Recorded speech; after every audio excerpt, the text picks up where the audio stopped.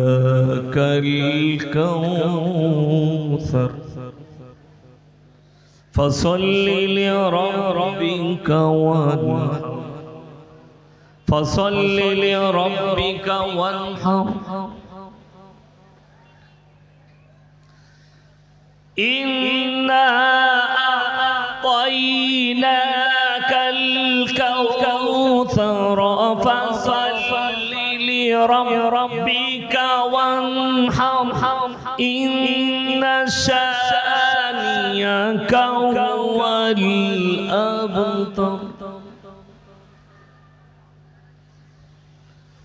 فصل لربك وانحر فصل لربك وانحر إن شانئك هو الأبتر صدق الله العظيم الحمد لله رب العالمين والصلاة والسلام على رسوله الكريم أما بعد فأعوذ بالله من الشيطان الرجيم بسم الله الرحمن الرحيم ألهاكم التكاثر حتى زرتم المقابر كلا سوف تعلمون ثم كلا سوف تعلمون كلا لو تعلمون علم اليقين لترون الجحيم ثم لترونها عين اليقين ثم لتسألن يومئذ عن النعيم وإلى مدين فأعوذ بالله من الشيطان الرجيم بسم الله الرحمن الرحيم أرأيت الذي يكذب بالدين فذلك الذي يدعو اليتيم ولا يحض على طعام المسكين فويل للمصلين الذين هم عن صلاتهم ساهون الذين هم يراءون ويمنعون الماعون إلى آخر الآية خيركم من تعلم القرآن علمه كما قال عليه الصلاة والتسليم মাননীয় সত্ত্বেহ জ্ঞানী গুণী মানি সম্মানী আজকের এই জলসার মাননীয় সভাপতি মহাশয় শ্রদ্ধেয় উলামা ইকরাম হুফাজে এবং আমার জ্ঞানী গুণী মানি সম্মানী মাননীয় শ্রোতা মণ্ডলী পর্দার অন্তরালে পর্দা নসিব মায়েরা এবং বোনেরা আল্লাহর বড় দয়া কৃপা ভালোবাসা আমাদের প্রতি গোটা বিশ্বের সবাই আল্লাহ শুকর আদায় করে হৃদয় থেকে বলি আলহামদুলিল্লাহ তারপরে পরে বিশ্ব নবী জানাবে মুহাম্মাদুর রাসূলুল্লাহ সকলে বলুন সাল্লাল্লাহু আলাইহি ওয়াসাল্লাম তিনার প্রতি শত কোটি দরুদ বর্ষিত বলুন আমিন সুম্মা গুটি কয়েক কথা আলোচনা করব আল্লাহ আমাদের সকলকে আমলের তৌফিক দান করুন আমি অনুরোধ করে বলবো যারা আমার এই ডান দিকে দাঁড়িয়ে আছেন হয় বসে যান না হলে এখান থেকে সরে যান দুটোর একটা কমেডির ছেলে কারা আছে ব্যাজওয়ালা হয় ইনা দিকে বস করান না হলে এখান থেকে তাড়িয়ে দেন আমাকে দেখে খারাপ লাগছে যদি বসতে চাই বসুক না হলে এখান থেকে আউট এই কথা বাংলা কথা বুঝেন না আপনারা জায়গা করেছে এত সুন্দর বসার হাদিস কোরআন শুনবেন দাঁড়িয়ে বসে শুনো সামনে জায়গা আছে এসে বসুন আর যদি হাজত থাকে সেরে আসুন যান কোনো কাজ থাকলে খাওয়া দাওয়া বাকি থাকলে সেরে আসুন সামনে দাঁড়াবেন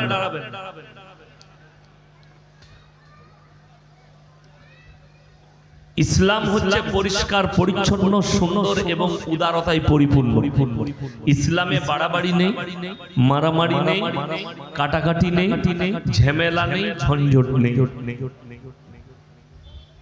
পৃথিবীতে ইসলামই এমন একটা ধর্ম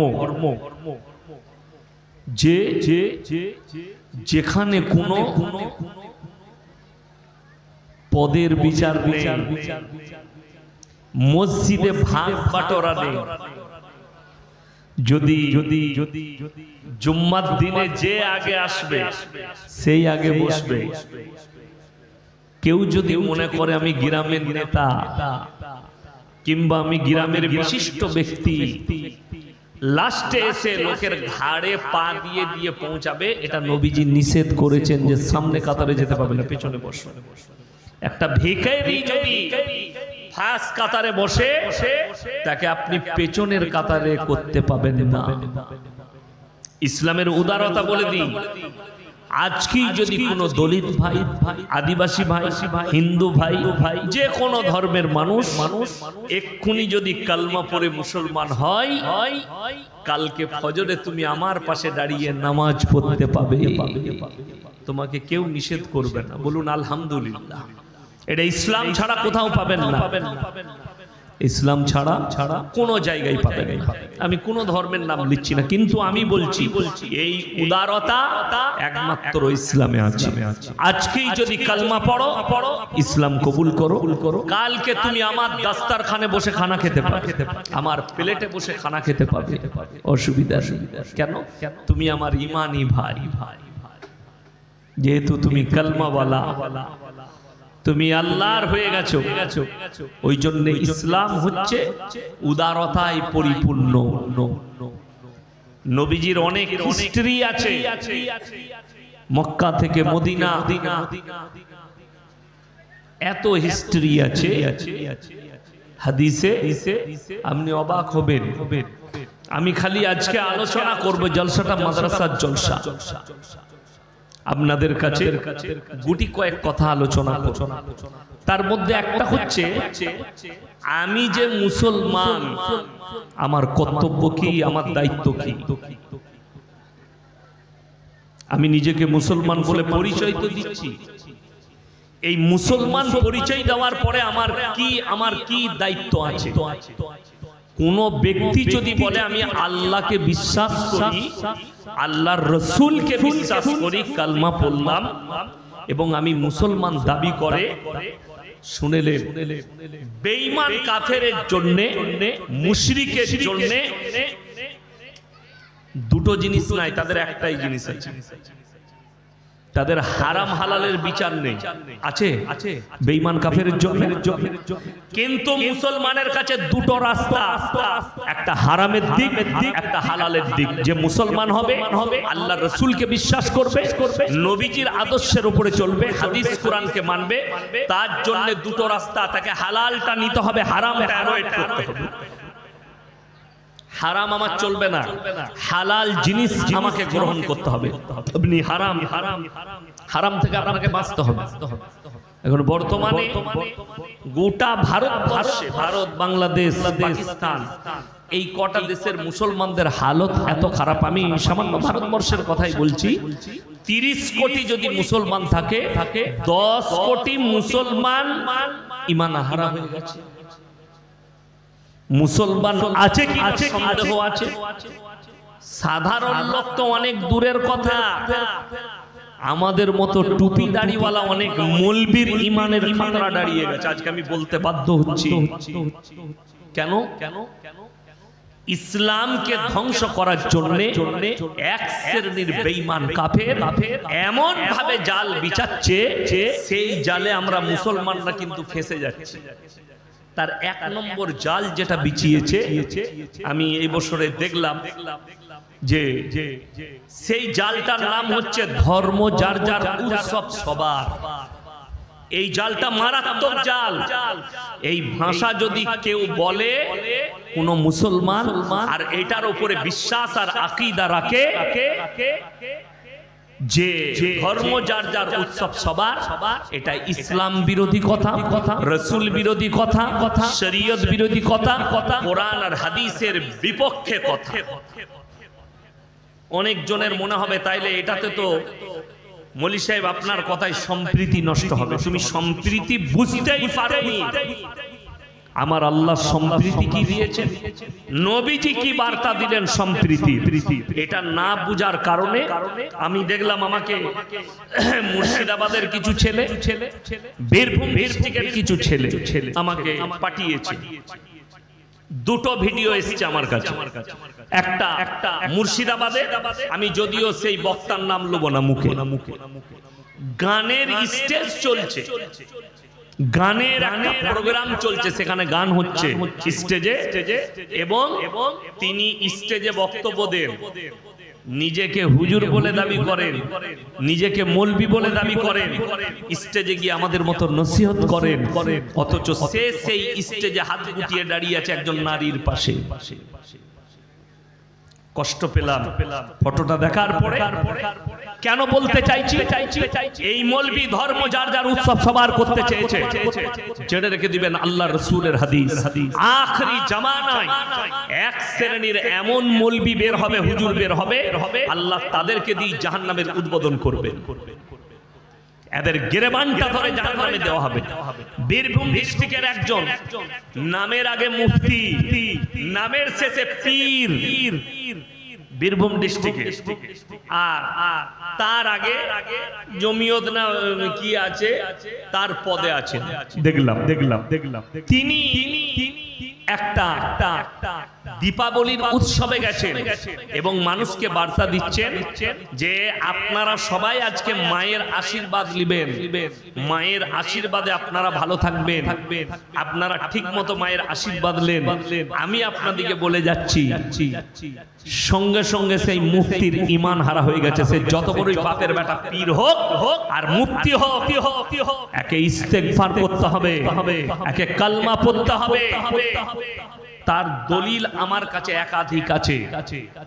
অবশ্যই এই ভারতবর্ষে রাইট আছে, ভারতবর্ষে আপনার সংবিধান হচ্ছে, ভারতে যতগুলো ধর্মের মানুষ আছে সবাই নিজের নিজের ধর্ম নির্দ্বিধায় পালন করবে, কোনো বাধা নেই, কেউ বাধা দিতে পারবে না, সবাই করবে। কিন্তু সম্প্রীতি কি, যারা বলছে ধর্ম যার যার উৎসব সবার, আর এটার উপর আমল করছে, আমি সেই গন্ড মূর্খ থেকে দাওয়াত দিচ্ছি। কুরবানির দিনে আমি আপনাকে দাওয়াত দিলাম, আপনার যতগুলো অমুসলিম বন্ধু ভাই আছে তাদেরকে তুমি বলতে পারবে যে ইয়াসিন সাহেবের বাড়িতে দাওয়াত, আমি একটা ষাঁড় জবাই করব। ধর্ম যার যার উৎসব সবার, কথা আমার বুঝে আসছে? আমি খুব সূক্ষ্মভাবে বুঝাচ্ছি। তাহলে আমার বাড়িতে দাওয়াত দেওয়া যাবে না কেন? এই কথাটা আমার অন্যায়। আমি কোন অমুসলিম ভাইকে দাওয়াত দিতে পারি না কুরবানির সময়। কেন? আমরা যে পশু প্রাণী জবাহ করি, থানায় ডাকা হয় প্রত্যেকটা ইমামকে, থানার বড়বাবু ডাকেন, প্রশাসনের তরফ থেকে ডাকা হয়। আপনারা গিয়ে ঈদগায় মেসেজ দিবেন, জুম্মায় খুতবায় বলবেন, ঈদগায় খুতবা দিবেন, বলে দিবেন কি আপনারা যখন নিজের ধর্ম পালন করবেন, অপরকে কষ্ট দেবেন না। আমার রাসূল সাল্লাল্লাহু আলাইহি সাল্লামের হাদিস, তোমরা মুমিন হতে পারবে না যতক্ষণ পর্যন্ত তোমার কাছ থেকে তোমার প্রতিবেশী সুরক্ষিত নয়। সেই প্রতিবেশী যেই হোক, সে হিন্দু হোক, দলিত হোক, আদিবাসী হোক, যে ধর্মেরই হোক, আপনার কাছে তাকে সেফটি পেতে হবে, সে যেন কষ্ট না পায়। চলুন, যে সমস্ত ভাইরা হিন্দু, দলিত, আদিবাসী ভাই যার কানে আমার আওয়াজ পৌঁছাচ্ছে, যারা কান খাড়া করে আছেন ইয়াসিন ভাই কি বলে শুনবো, তারা শুনে যান। যারা ইউটিউব ফেসবুকে দেখেন তারা শুনে যান। আল্লাহ কোরআনে বলেছেন, কেউ যদি কোন নিরীহ মানুষকে হত্যা করে, সেই মানুষটা হত্যা করার কারণে গোটা মানব জাতিকে হত্যা করা হলো। কেউ যদি কোনো মানুষের উপকার করে, সে যেন গোটা মানব জাতির উপকার করলো। আমার রাসূল সাল্লাল্লাহু আলাইহি সাল্লাম বললেন, তোমরা দেখো না কোন জাতের, সে যে ধর্মেরই হোক, সে হিন্দু হোক, দলিত হোক, আদিবাসী হোক, খ্রিস্টান হোক, সে যদি ক্ষুধার্ত হয় খাবার দাও, বস্ত্রহীন হলে বস্ত্র দাও, বিপদে পড়লে পাশে দাঁড়াও। এটা হচ্ছে রাসূল সাল্লাল্লাহু আলাইহি ওয়াসাল্লামের আদর্শ। আপনি তার পাশে দাঁড়ান, সে বিপদে আছে। একটা হিন্দু ব্যক্তি, একটা দলিত ভাই তার মেয়ের বিয়ে দিতে পারছেন, আপনি টাকা দেন, নেকি পাবেন। কোন গরিবের ছেলে পড়তে পারছে না, তার ধর্ম নয়, তাকে বই কিনার টাকা দেন, আপনি নেকি পাবেন। তার মানে এটা নয় যে আপনি তার পাশে দাঁড়িয়েছেন, হেল্প করেছেন বলে আপনাকে পুজোর অনুষ্ঠানে দাওয়াত দেবে আর আপনি পুজোতে যাবেন। কোরআনে আছে লা ইলাহা উলাই ওয়া লা ইলাহা উলা, তোমরা দুটো নৌকায় পা দিও না, দুটো নৌকায় পা দিয়া যাবে না। কোরআন শোনায়ার পরে লাউ কানা ফীহিমা আলিয়াতুন ইল্লাল্লাহু লাফাসাদাতা, আমি আল্লাহ ছাড়া পৃথিবীতে যদি আর একটা আল্লাহ হতো, পৃথিবীতে বিভ্রাট মারামারি সৃষ্টি হতো। এটা কোরআন। লাউ কানা ফীহিমা আলিয়াতুন ইল্লাল্লাহু লাফাসাদাতা, আমি আল্লাহ ছাড়া পৃথিবীতে আর একটা আল্লাহ হলে পৃথিবীতে মারামারি আর বিভ্রাট সৃষ্টি হতো। তাই আমি আল্লাহ ছাড়া পৃথিবীতে দ্বিতীয় কোনো সৃষ্টিকর্তা নেই, আল্লাহ ছাড়া কোনো মাবুদ নেই। চলো আল্লাহর কাছে নিকৃষ্ট তিনটে পাপ, তার মধ্যে মারাত্মক একটা পাপ হচ্ছে শিরকের পাপ। আল্লাহর কাছে জঘন্যতম, পৃথিবীতে যতগুলো অপরাধ আছে, পাপ আছে, গুনাহ আছে, সবথেকে নিকৃষ্টতম গুনাহ হচ্ছে শিরকের গুনাহ। কেউ যদি জিনা করে ফেলে, সে যদি ইস্তেগফার করে আমার আল্লাহ চাইলে ক্ষমা করে দিবেন। কেউ যদি চুরি করে, সে যদি আল্লাহর কাছে ক্ষমা চাই, আল্লাহ ইচ্ছা করলে ক্ষমা করবেন। কিন্তু ইন্না শিরকা লাযুলমুন আযীম, কেউ যদি জেনে বুঝে শিরক করে, জ্ঞান থাকতে শিরক করে, সেই গুনাহ আমি আল্লাহ কিন্তু ক্ষমা করব না। চলুন, আমাদের দেশের অনেক ভাই মনে মনে করছে, ওই জন্য এই গত পরশু আমার সঙ্গে ঝামেলা। কি ঝামেলা? জলসায় ঢুকে দেখছি মেলা বসিয়ে, এত বড় মেলা, এত বড় মেলা, আর জলসার স্টেজে 50টা লোক, মেলাতে 5000 ছেলে আর মেয়ে। অত কষ্ট লাগলো আমার। আমি নিজেকে কন্ট্রোল করতে পারিনি। আমি কয়েকটা ভাষা ইউজ করেছি, হয়তো অনেক জনের গায়ে লাগছে ভাষাটা, যে ভাষাটা এরকম ইউজ করতে হতো না। আপনি ঠিকই বলেছেন। আমি যদি ভাষা এরকম ইউজ করেছি আপনার গায়ে লাগে, তো আপনি চিন্তা করুন আপনার মা বোন রাস্তায় গিয়ে জিনার কাজে লিপ্ত হচ্ছে, ওটা আপনাকে ভালো লাগে? আমি অন্যায় করেছি, দুটো ভাষা খারাপ ভাষা বলে ফেলেছি, এটা যদি অন্যায় হয়, তুমি প্রতিবাদ করছো না? তোমার পরিবারে, তোমার গ্রামে, তোমার জলসায় তোমরা কজন প্রতিবাদ করেছো? শুনে রেখে দাও, ইয়াসিনের একটা প্রতিবাদে যদি তোমাকে এই মুখের ভাষাটা যদি তোমাকে খারাপ লাগে, পতিতালয়টা যদি খারাপ লাগে, দেহ ব্যবসাটা যদি খারাপ লাগে, কেন বলেছি? আমাদের সমাজের লোক খালি মনে করে জিনা করা মানে খালি শারীরিক সম্পর্ক। কে বলল আপনাকে? হাতের জিনা, চোখের জিনা, কানের জিনা, নফসের জিনা, পায়ের জিনা, শারীরিক জিনা। যে ছেলেটা মেলায় ছেলে মেয়ে এক কাছে কুনো মারছে, হাতে করে চিমটি কাটছে, এগুলো হাতের জিনা।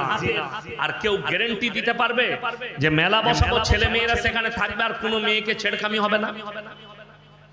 আমার কাছে প্রমাণ আছে, আমি নাম করব না, কিন্তু জেলা হচ্ছে 24 পরগনা। আমি জলসায় গিয়েছিলাম, স্টেজ থেকে নেমে গাড়িতে চাপবো, একটা যুবককে 5টা কমিটির ছেলে ধরে পিটাচ্ছে। আমি বললাম মারছো কেন?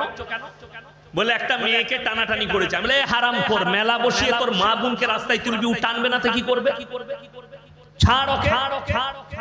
এটা বাস্তব। আমি জায়গার নাম করলাম না, কিন্তু জেলার নাম করলাম। মুর্শিদাবাদ জেলায় জলসা চলছে, জায়গার নাম করব না। আজ থেকে 3 বছর আগে, 3-4 বছর আগে আমার দাওয়াত ছিল। জলসায় মেলার কারণে একটা মেয়ের হাত ধরে টানাটানির কারণে হেসুয়া করে চুটিয়েছে। জলসা শেষ, বন্ধ। মাদ্রাসাওয়ালাদের ধ্বংস। যদি কোন বাপের বেটা মলবি যদি বলে জলসাকে কেন্দ্র করে মেলা বসিয়ে টাকা তোলা যাবে, আমি তাকে চ্যালেঞ্জ দিলাম কিয়ামতের সকাল পর্যন্ত, যে সেই যুগটাই তোমরা ফিরে আসছো। কেন? কিসের জন্য সেই যুগে ফিরে আসছো? যে যুগে মানুষ জিনায় লিপ্ত হতো, যে যুগে মানুষ অবৈধ কাজে লিপ্ত হতো, তারা বৈধ মনে করে। আগে ফাংশন হতো, যাত্রা হতো না, আর মেলা চলতো 2 দিন থেকে। এখন তো খালি তোমরা নামটা পাল্টি দিয়েছো, নাম দিয়েছো জলসা, আর কাজ হচ্ছে মেলা। কিসের জন্য জলসা তাহলে? কেন ওয়াজ নসিহত? পৃথিবীর বড় বড় মৌলবীদিকে কাবার ইমামকে নিয়ে এসে কেউ যদি দোয়া করায় আর এরকম যদি মেলা বসিয়ে সেখানে জিনার কাজ চালু করে নারী আর পুরুষকে দিয়ে, তার দোয়া কবুল হবে না আল্লাহর বারগাহে। আপনি কি ভেবেছেন? আজকে সমাজ ভেবেছে এক একটা মসজিদ কমিটি, এক একটা মাদ্রাসা কমিটি, তারা মনে করছে মেলা বসাবো, তারা আলেমদের সাথে পরামর্শ নেয় না। আলেমরা মেলার বিরোধিতা করলে সেই মাদ্রাসার আলেমদের বিরুদ্ধে যায়, ইমামের বিরুদ্ধে যায়, ইমামের চাকরি চলে। খালি দুটো পয়সার জন্য মেলা বসাবো, দোকানদারের কাছ থেকে 500,000 করে। তাহলে জলসা করার কি দরকার? বলে দাও গ্রামে এমন বড় মেলা দে যেন 500টা দোকান বসে, 1000 করলে 5 লাখ হয়ে যাবে। তুমি মাদ্রাসা চালা, মসজিদ চালা। আমাদের ওয়াজ নসিহত শোনার কি দরকার আছে? কে বলেছে তোমাকে শুনতে? যদি শুনতে চাও জলসাই মেলা বসানো যাবে না, শুধু ওয়াজ নসিহত হবে, কোরআন আর হাদিসে তালিম হবে। এই তালিমটাও একটা মাধ্যম, জেনে রেখে দিবেন। আর যে বক্তারা প্রতিবাদ করবে না, যদি মনে করে আমাকে হয়তো জলসায় আর দাওয়াত দেবে না, যদি মনে করে আমি আর দাওয়াত পাবো না, তার থেকে ভালো যা করছে করুক, আমি টাকা পেলেই হচ্ছে, জেনে রেখে দিবে তোমার দ্বারা ইসলাম প্রচার হবে না। আগামীতে এই জলসাগুলো গিয়ে এত নোংরামি দাঁড়াবে, আমরা আর রুখতে পারবো না। আমি মরে যাব, আপনারা আমার এই ভাষাটা ফেসবুক আর ইউটিউবে ভাসবে, আপনারা দেখতে পাবেন যে কি কাণ্ড হয় আগামীতে এই মেলাকে কেন্দ্র করে। এমনি তো আমাদের ছেলেদের নোংরামি আমরা রুখতে পাচ্ছি না, তার উপরে মেলা। এমনি তো কিয়ামতের আলামত গুলো প্রকাশ পাচ্ছে, তার উপরে আবার তুমি বলছো বাজার বসাবো। আমার কষ্ট লাগে, দুঃখ লাগে এই জাতির প্রতি। আপনি শিরকটা বুঝতে পারলেন না, আপনি সম্প্রীতির কথা ভেবে যাচ্ছেন। ইমানদারির সঙ্গে বলবেন, আপনারা ঈদের নামাজ পড়েন না? পড়েন তো? তো ঈদগায় আপনাদের ইসেতে ঈদগায় সবাই আসে তো নামাজ পড়তে? হিন্দু, মুসলিম, দলিত, আদিবাসী সবাই পড়ে তো? ঠিকই। একটা প্রমাণ দিতে পারবেন? পারবেন না। শুধু আপনাদের নয়, পশ্চিম বাংলার দুটো সব থেকে ঈদের বড় নামাজ, একটা হচ্ছে মালদার সুজাপুর নমৌজা, 1.5 লাখ লোক একসাথে ঈদের নামাজ পড়ে। সেখানে ইমামকে, সেই এলাকার মানুষকে জিজ্ঞেস করুন যে আপনারা হিন্দু মুসলিম সবাই মিলে পড়েন তো? খ্রিস্টানরাও আসে তো? আপনি পাবেন না। কেন? এটা তো তাদের ধর্মীয় কাজ নয়, তাদের ধর্মীয় কাজ নয় এটা। অনেক দিন আগে আমার বর্ধমান জেলায় একটা অমুসলিম ভাই মিলবালি, তিনি আমাকে দাওয়াত দিলেন। কিসের জন্য? রমজান মাসে যত ধান পাটি আছে পশ্চিম বাংলার, তিনি দাওয়াত দিয়েছেন। ইফতারি করাবেন, রাত্রে খানা খাওয়াবেন। আমাকে বললে খাসিগুলো জবাই করে দিন। আমি সকালে জবাই করে দিলাম, গিয়ে রাত্রে তার ওখানে নামাজ হবে, এশার নামাজ আর তারাবি। আমাকে দায়িত্ব দিল, আমি গেলাম। তো সেই মালিক বলছে যে স্যার, আমি তো মক্কার নামাজ দেখি, তারাবি, তো আমার ইচ্ছা আমি আপনার পেছনে দাঁড়াবো। আমি বললাম শরীয়ত আপনাকে সম্মতি দেয় না, আপনি দাঁড়াতে পাবেন কালমাটা পড়লেন, আপনি দাঁড়াতে পাবেন, কালমা পড়লেন, পবিত্রতা আনতে হবে। নামাজে দাঁড়ানোর আগে জায়গা কা পাক হোনা, বদন কা পাক হোনা, কাপড়া কা পাক হোনা। তোমার কাপড়টা পবিত্র হতে হবে, তোমার শরীরটা পবিত্র হতে হবে। তুমি যে জায়গায় নামাজ পড়ছো, নামাজটা পবিত্র হতে হবে। বলে আমি বসে শুনতে পারি, আমি বসে দেখুন, আমরা কি নামাজ পড়ি, আপনি দেখতে থাকুন, অসুবিধা। কিন্তু দুঃখের বিষয় আজকে মুসলমান এটাই বুঝে না। ইব্রাহিম আলাইহিস সালাতু ওয়াস সালাম তিনি তিনার আব্বা জানকে দাওয়াত দিয়েছেন। কি বলে? ইব্রাহিম নবীর বাপের 3টে কাজ ছিল। এই আমার মুসলমান যুবক যুবতী ভাইরা, কি ভাইয়ের 3টে কাজ: মূর্তি তৈরি করা, মূর্তি বিক্রি করা, আর মূর্তির উপাসনা করা। ইব্রাহিম আলাইহিস সালাতু ওয়াস সালাম নিজের আব্বা জানকে দাওয়াত দিলেন। কি বলে? ইস ক্বালা লিয়াবিহি ইয়া বাতি লিমা তাবুদু মা লা ইয়াসমাউ ওয়া লা ইউবসিরু ওয়া লা ইউগনি আনকা শাইয়্যা। হে আমার আব্বাজান, আপনি কার উপাসনা করছেন? হাত পা নাড়তে পারে না, কথা বলতে পারে না, নিজস্ব কোনো যোগ্যতা নেই, আপনি এদের উপাসনা করছেন, এটা শয়তানের রাস্তা। আমার আল্লাহকে বিশ্বাস করুন, আমাকে নবী হিসাবে বিশ্বাস করুন। রওয়ায়েতে আছে কোরআনে, কিয়ামতের দিনে ইব্রাহিম নবীর বাপ আব্বাজান বীর্য আকারে রক্ততে লুটোপুটি খাবে। ইব্রাহিম নবী আল্লাহকে বলবেন, আল্লাহ আমি আমার আব্বাজানের সম্পর্কে আপনার সাথে কিছু কথা বলতে চাই। আল্লাহ বলবেন, তোমার আবেদন আমার কাছে গ্রহণযোগ্য নয়, হবে না। তোমার বাপের জন্য আমি তোমার কোনো কথাই শুনবো না। কেন? তোমার আব্বা মুশরিক, তোমার আব্বা আমার নবীকে মানেনি, আমাকে মানেনি, তার জন্য তোমার কোনো কথা শোনা হবে না। আমার বন্ধুগণ, আমাদের দেশের অনেক মুসলমান, অনেক গুমরা, অনেক অশিক্ষিত, তেনারা আমাদেরকে বলছে মৌলবীরা মাদ্রাসা ছাপ। এরা কি জানে? স্কুলে যায়নি আর বোকা। আমি ইংলিশ মিডিয়ামেও পড়েছি, আমি স্কুলেও গেছি, তোরা আমাদের সম্পর্কে জানিস না। আমার ভাই, দুঃখের বিষয় হচ্ছে তুমি ইসলামটা বুঝেও তুমি বুঝতে চাওনি। কেন? আমাদের অনেক মুসলমান আছে, অমুসলিম ভাইরা দাওয়াত দিলে যদি বলে ভাই কাটা খাবে, আমাদের এখানে কিন্তু কাটা ফাটা আছে, বলে আমার তো কোনো ব্যাপার না, যা দিবে তাই চলবে, আমি কাটা মাটা সবই খাই। আপনি খেয়ে বেরিয়ে যাবে, সেই হিন্দু ভাইটা বলবে শালা হারামির বাচ্চা, ধর্ম মানে না, এই ভাষাটা ইউজ করবে আপনার জন্য।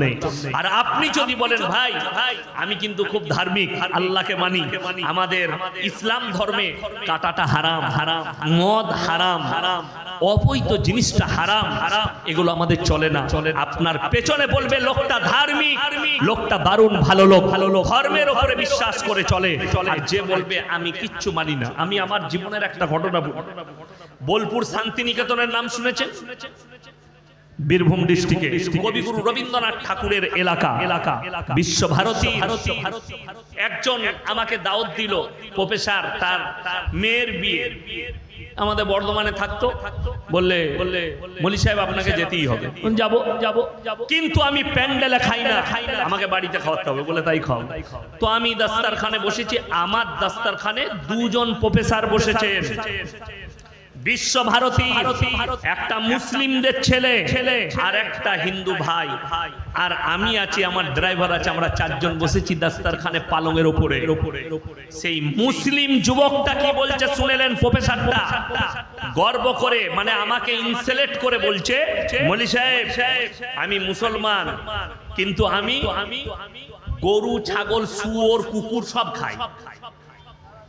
আমি বললাম তোমাকে কে বললে মুসলমান? বলে তবে আমি, তোমাকে কুকুর বলা যাবে, শুয়োর বলা যাবে, হারামখোর বলা যাবে, হারামের আওলাদ বলা যাবে, মুসলমান বলা যাবে না। সে মাল আর ভাত খেলো না, উঠে পালিয়ে গেল। আমাকে বলে এটা গুণা মুসলমান। আমি গুণা। বিশ্বাস করুন, সে যখন উঠে বেরিয়ে গেল, সেই হিন্দু ভাই প্রফেসর আমাকে বলছে, স্যার কিছু মনে করবেন না, ওটা হারামির বাচ্চা, ধর্ম মানে না, এই ভাষাটা আমাকে বলল।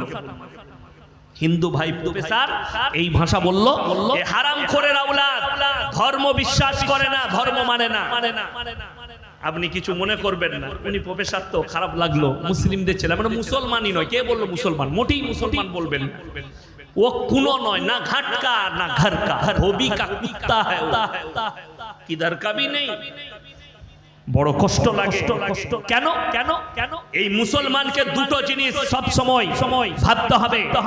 আমার জন্য, আপনার জন্য, আপনি যখন নিজেকে ঈমানওয়ালা দাবি করেছেন, কালমাওয়ালা দাবি করেছেন, রাসূলের উম্মত দাবি করেছেন, আপনাকে সব সময় দুটো জিনিস মাথায় রাখতে হবে, একটা হারাম, একটা হালাল। হারামটা আপনার জন্য অ্যাভয়েড করতে হবে, হালালটাকে আপনাকে গ্রহণ করতে হবে। আল্লাহর কাছে যতগুলো পাপ, নিকৃষ্ট পাপ হচ্ছে শিরকের পাপ। শুধু এই ঠাকুর নয়, অনেক মুসলমান আছে নিজের বাচ্চাকে কি কিনে দেয়? মেলা বসেছে, একটা পুতুল কিনে নিয়ে এসছে মেয়ের জন্য, আনে না, হারাম। যদি কোন মুসলমান পুতুলের ব্যবসা করে, জায়েজ নেই। কোন মুসলমান যদি এই পুতুল তৈরি করে, হারাম। তার মধ্যে ইব্রাহিম নবীর বাপের মধ্যে কোনো পার্থক্য নাই। এই লোককে এই পুতুল তৈরি করার কারণে, মূর্তি তৈরি করার কারণে জাহান্নামে।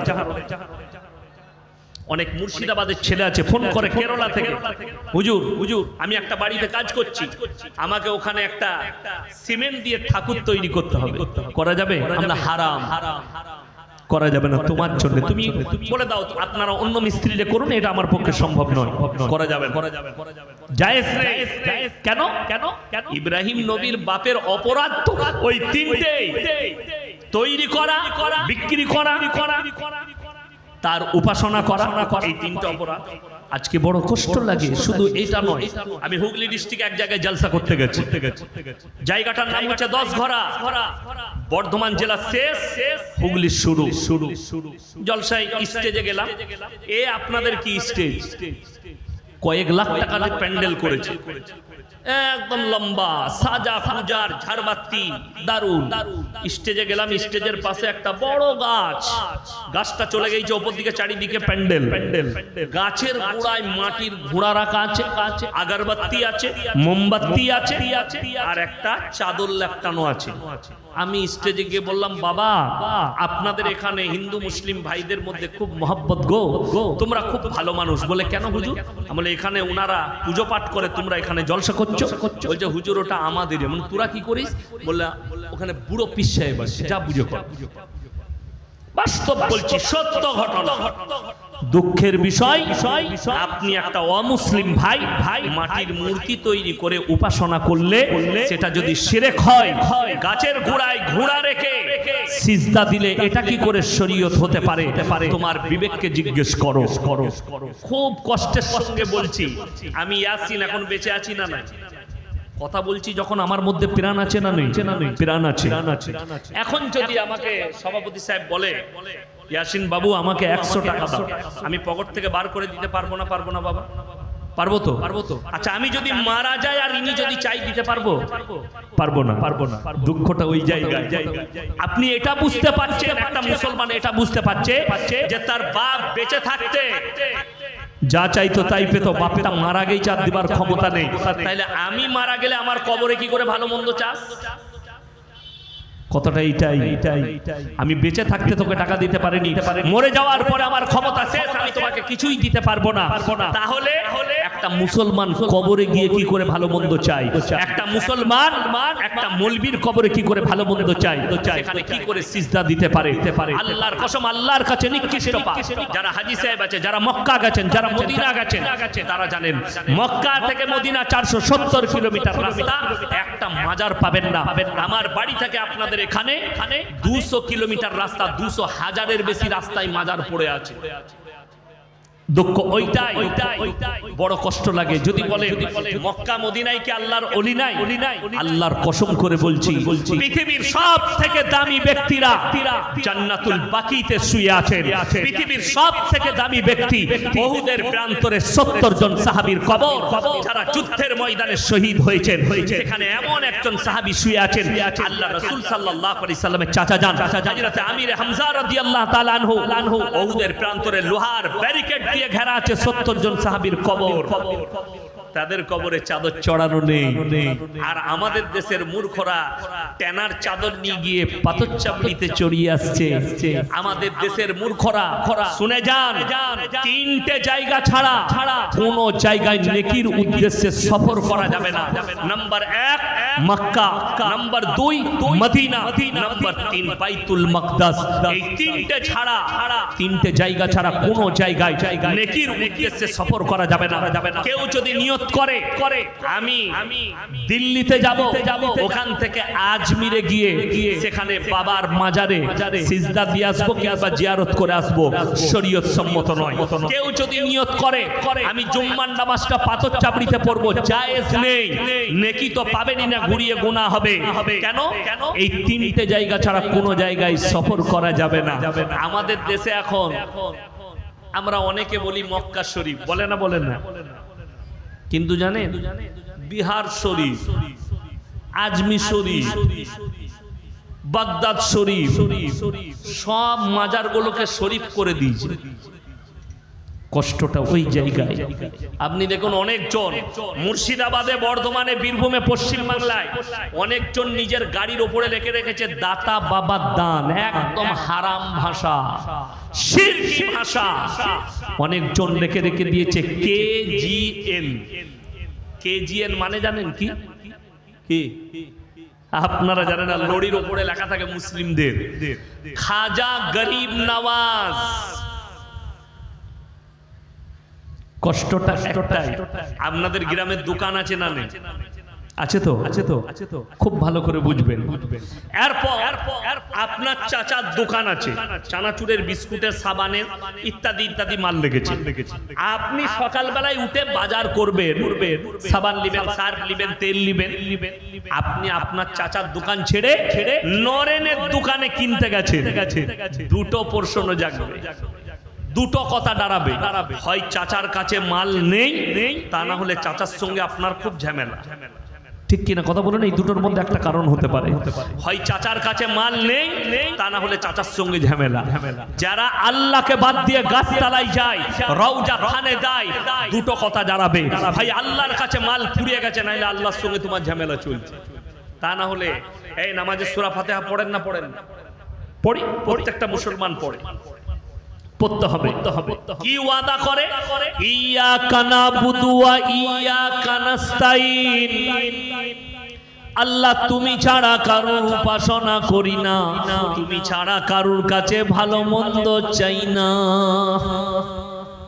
তাহলে গাছতলাটা কি করে চলে এলো? তাহলে রওজা থান দরগা কি করে এলো? আমার ভাই, আল্লাহর কাছে ডেঞ্জার পাপ হচ্ছে শিরকের পাপ। কবরে চাদর চড়ানো জায়েজ হলে আল্লাহ রাসূল সাল্লাল্লাহু আলাইহি সাল্লামের কবরটা আসমান পর্যন্ত হিরে মতি মুক্ত চাদরে ঢেকে যেত। আল্লাহ রাসূলের কবরে জায়েজ নেই। পৃথিবীর আর কোনো মৌলবি মোল্লা, পীর ফকিরের কবরের জন্য জায়েজ হবে না। আল্লাহ রাসূলের কবরে সিজদা নেই। পৃথিবীর আর কোনো মৌলবি মোল্লা, পীর ফকিরের কবরের জন্য সিজদা চলবে না। আল্লাহ রাসূলের কবরে ভালো মন্দ চাইতে পাবে না। পৃথিবীর আর কোনো মৌলবি মোল্লা, পীর ফকিরের কবরের জন্য ভালো মন্দ চাওয়া যাবে না। সকলে বলুন কল্যাণ অকল্যাণ ভালো মন্দের মালিক সকলে জোরে বলুন কে? আরো জোরে বলুন কে? একমাত্র আল্লাহ রাব্বুল আলামিন হচ্ছেন ভালো মন্দ কল্যাণ অকল্যাণের মালিক। নিজেদিকে শিরক থেকে বাঁচান। সবাই বাঁচাবো, জোরে বলুন ইনশাআল্লাহ। অনেক মুসলমান বলে যে ভাই আমি তো ধুলিয়ানে গিয়েছিলাম, আমি ওমরপুরে গিয়েছিলাম, কি করতে? আমার বউকে নিয়ে একটু মেলা দেখতে গিয়েছিলাম, ঠাকুর দেখতে গিয়েছিলাম, পুজো তো করিনি, মৌলবীরা কিছুই জানে না, এতে পাপ আমার কি আছে? পাপটা কোথায় বলে দেই? আপনার এই গ্রামে ডাকাতি হচ্ছে রাতের বেলা, একটা বাড়িতে মারাত্মক ভাবে ডাকাতি। সবাই ঘুমাচ্ছে, একটা ব্যক্তি পেশাব করতে উঠেছে। সে যখন গাছতলায় পেশাব করছে, দেখছে অমুকের বাড়িতে ডাকাতি চলছে, মারাত্মক ভাবে ডাকাতি হচ্ছে। তো এই চুপচাপ গাছতলায় বসে দেখলো কিভাবে বাড়ি থেকে মালগুলো লুটে, বন্দুক ঠেকিয়ে সব মাল নিয়ে গ্রাম থেকে পালিয়ে গেল ডাকাতের দল, গাড়ি নিয়ে। সব গ্রামের মানুষ উঠে গেছেন, এলাকার থানার বাবুরা চলে এসেছেন। এসে থানার বড় বাবু জিজ্ঞেস করছে, তোমাদের মধ্যে কে দেখেছো? সে বলল, স্যার আমি প্রথম থেকে শেষ পর্যন্ত দেখেছি। কাকে বেশি মারবে? আমার প্রশাসন ভাইয়েরা বসে আছে, আমার সঙ্গে উপরে দেখা হলো, উনাদিকে জিজ্ঞেস করুন, যে বলবে আমি সব দেখেছি তাকে বেশি মারবে না গায়ের লোককে তুলে নিয়ে যাবে? ওই মালটা কি তুলে নিয়ে ঝুলিয়ে মারবে? মাল বেরিয়ে যাবে একে মা। খুব ভালো করে আমি কি বুঝাতে চাইছি শুনেলে। আপনি যদি বলেন আমি মজা দেখতে গিয়েছিলাম, আল্লাহ কোরআনে বললেন যদি তোমরা দেখো শিরকের কাজ হচ্ছে, আল্লাহ বিরোধী কাজ হচ্ছে, রাসূল বিরোধী কাজ হচ্ছে, হয় হাতের দ্বারা রুখে দাও, তা না হয় জবানের দ্বারা রুখে দাও, তা না হয় ঘৃণা করে ওই জায়গা থেকে তোমরা সরে এসো। আর তুমি বলছো কবরে গিয়ে আমি জান্নাতে যাব, জান্নাত পড়েই আছি। চলুন চলুন চলুন চলুন আমার ভাই, আমি কেন বললাম 10 কোটি মুসলমান নেই? এক নম্বর দলিলগুলো শুনেলেন। মুসলমানদের জন্য ইসলামী শরীয়তে সুদ খাওয়া হারাম না হালাল? জোরে বলুন হারাম। তাইলে এই পুরো সুতি থানাতে একটাও মুসলমানদের সুদখোর নাই, তাই তো? আছে? গোলমাল কোথায় জানেন? এই মৌলবীরা সুদের বায়ান করলে, আমি এখন বায়ান করে চলে যাব, সকালবেলায় আপনার এলাকার চায়ের দোকানগুলো বলবে ওকে আবার দাওয়াত দেবে, বাজে মৌলবী। কে বলবে? সুদখোর মাল কটা গাল দিবে। কোরআনে আছে ওয়াহাল্লাহুল বাইয়া ওয়া হারামার রিবা, সুদকে হারাম করেছি, ব্যবসাকে হালাল করেছি। আপনি ব্যবসা করুন হালাল, সুদ হারাম। কোন ব্যক্তি হারাম জেনে যদি কোন মুসলমান সুদ খায়, সে যেন আল্লাহর সঙ্গে যুদ্ধ ঘোষণা করলো। নাম্বার 2, আল্লাহ রাসূল সাল্লাল্লাহু আলাইহি সাল্লামের হাদিস, কেউ যদি 1 টাকা সুদ খায়, নিজের মায়ের সঙ্গে 36 বার জিনা করার সমান পাপ করলো। বলুন নাউজুবিল্লাহ। যারা সুদখোর আছেন, যাদের কানে আমার আওয়াজ পৌঁছাচ্ছে, এখন আমাদের দেশের লোক সুদ ছাড়ে না কেন? তার মারাত্মক কারণ আছে। তারা জানে যে কোথাও জান্নাত নাই, কিন্তু মৌলবীদের কাছে সহজে জান্নাত আছে। ওই আমাদের দেশের এক শ্রেণী আছে, কারা? জিলাপি খোররা, সিন্নি খোররা, যতই পাপ করুক, হুজুর এখন মিলাদ পড়িয়ে দোয়া করে তাকে জান্নাতে ঠিক ঢুকবে, যা বুঝে করবে। আর আমাদের অবস্থাটা কি? আমাদের তো মিলাদ নাই, কিন্তু একটা জিনিস আছে, মাদ্রাসার জলসা আদায় হয় না? হয় না? হয়। এখনই আমার আগের ভাই আদায় করছিলেন। তো আমি কালকে যেখানে জলসায় ছিলাম, মুর্শিদাবাদ জেলার ডোমকলে ছিলাম, সেখানেও আদায় জলসা মসজিদের। তো আমার আগের বক্তা আদায় করছিলেন, মোল্লা জামিরুল ইসলাম, ওইখানেই বাড়ি, উনি আদায় করছিলেন। তো এই জলসায় আমরা বক্তা, আপনারা শ্রোতা, আমি তো আর জানি না সুতিতে কে সুদখোর কে গাঁজাখোর, আমি জানি। আমার কাছে সবাই আপনারা ভালো। এখন একটা সুদখোর দেখলে, আমি তো সুদ খাই, তো হুজুর যখন আদায় করছে দিয়ে দিই। এখন আমার হাতে 2000 টাকা দিলে বক্তার হাতে, আমাদের বক্তারা এত তাড়াতাড়ি জান্নাতে ভরে অবাক হয়ে যাবে। আহারে বাংলারে কোথায় বসেছিল, আচ্ছিল কি না ছিল, 2000 দিল, দিয়ে জান্নাতে ঢুকিয়ে ছেড়ে দিল। সুদখোর দেখলে শালা এত ভালো জান্নাত তো আর কোথাও নাই।